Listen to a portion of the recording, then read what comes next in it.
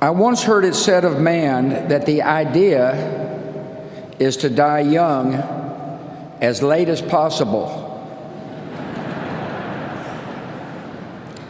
At age 85, a favorite pastime of George H.W. Bush was firing up his boat, the Fidelity, and opening up the 300 horsepower engines to fly, joyfully fly, across the Atlantic with the Secret Service boats straining to keep up.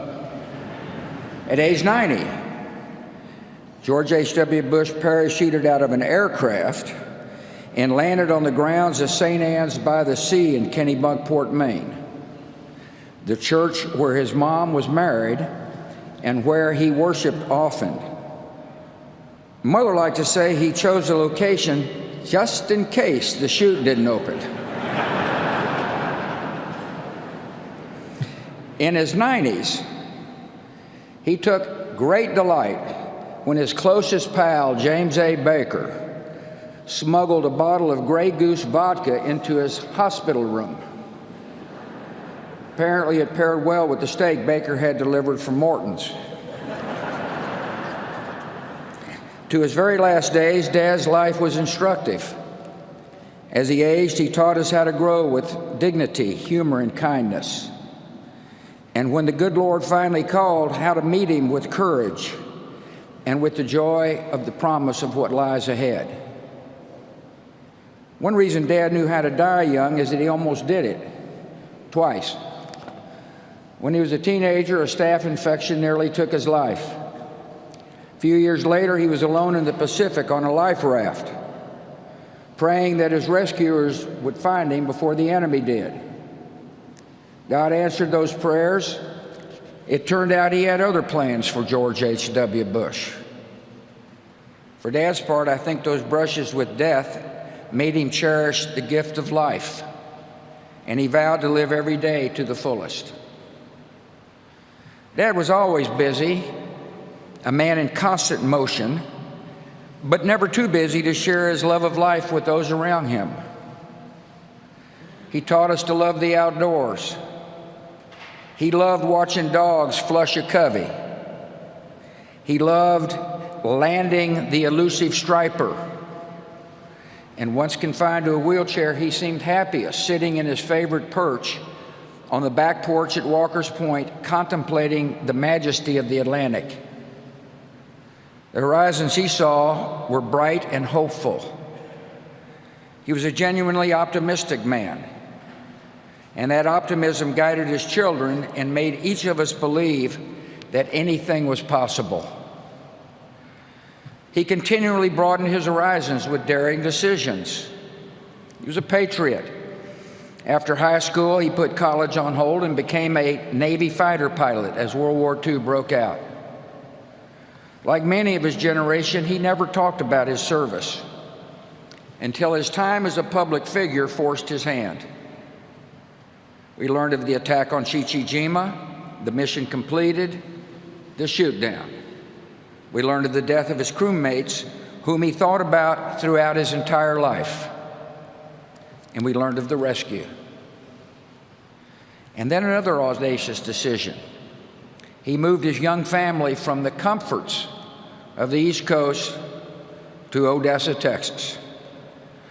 He and Mom adjusted to their arid surroundings quickly. He was a tolerant man. After all, he was kind and neighborly to the women with whom he, Mom, and I shared a bathroom in our small duplex. Even after he learned their profession, ladies of the night. Dad could relate to people from all walks of life. He was an empathetic man. He valued character over pedigree, and he was no cynic. He looked for the good in each person, and he usually found it. Dad taught us that public service is noble and necessary, that one can serve with integrity and hold true to the important values like faith and family. He strongly believed that it was important to give back to the community and country in which one lived. He recognized that serving others enriched the giver's soul. To us, His was the brightest of 1,000 points of light. In victory, he shared credit. When he lost, he shouldered the blame. He accepted that failure is a part of living a full life, but taught us never to be defined by failure. He showed us how setbacks can strengthen. None of his disappointments could compare with one of life's greatest tragedies, the loss of a young child.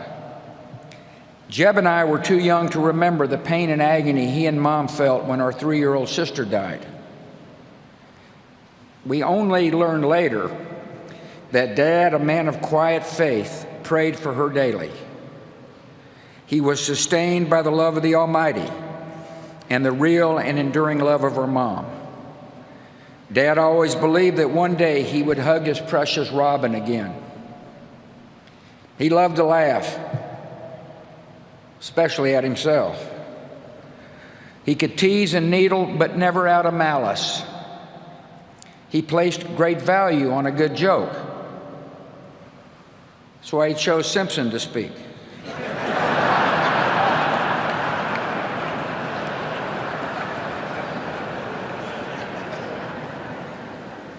On email, he had a circle of friends with whom he shared or received the latest jokes. His grading system for the quality of the joke was classic George Bush. The rare 7s and 8s were considered huge winners, most of them off color.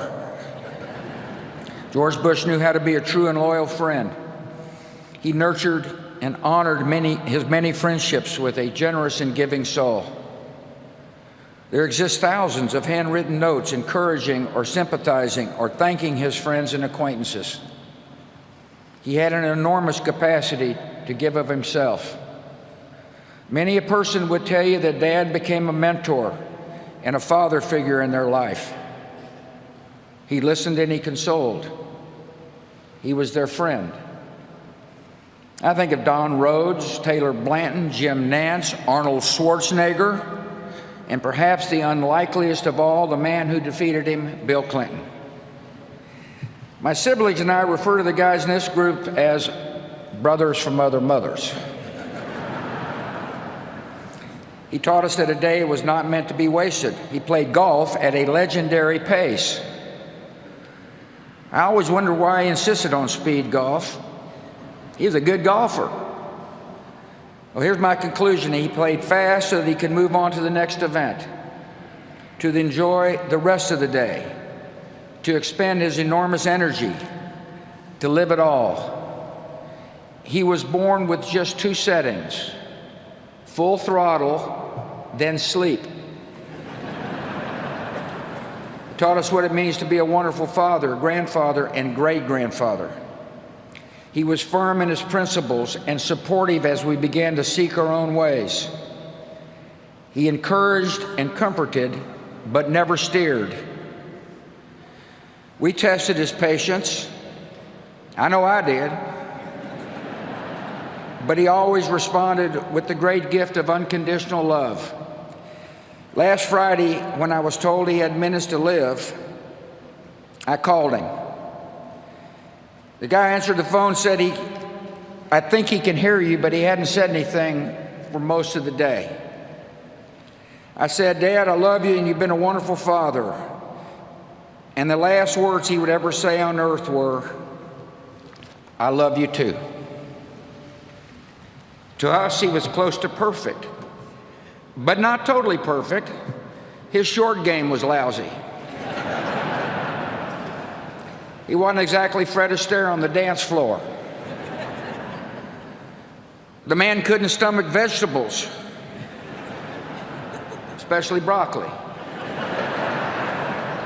And by the way, he passed these genetic defects along to us. Finally, every day of his 73 years of marriage, Dad taught us all what it means to be a great husband. He married his sweetheart. He adored her. He laughed and cried with her. He was dedicated to her totally.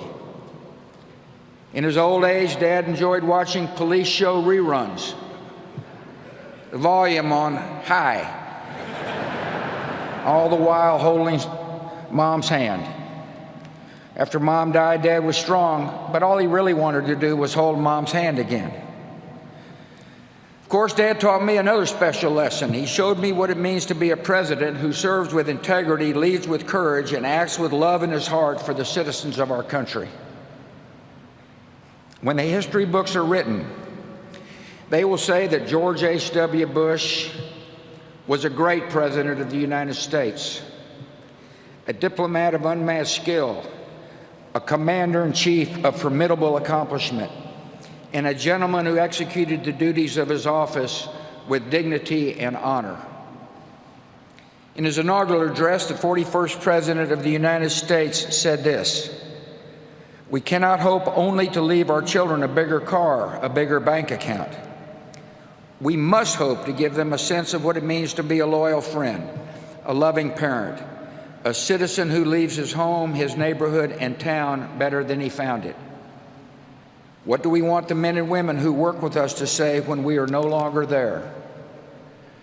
That we were more driven to succeed than anyone around us, or that we stopped to ask if a sick child had gotten better and stayed a moment there to trade a word of friendship?" Well, Dad, we're going to remember you for exactly that and much more. And we're going to miss you. Your decency, sincerity, and kind soul will stay with us forever. So through our tears, let us know the blessings of knowing and loving you, a great and noble man, the best father a son or daughter could have. And in our grief, let us smile knowing that Dad is hugging Robin and holding Mom's hand again.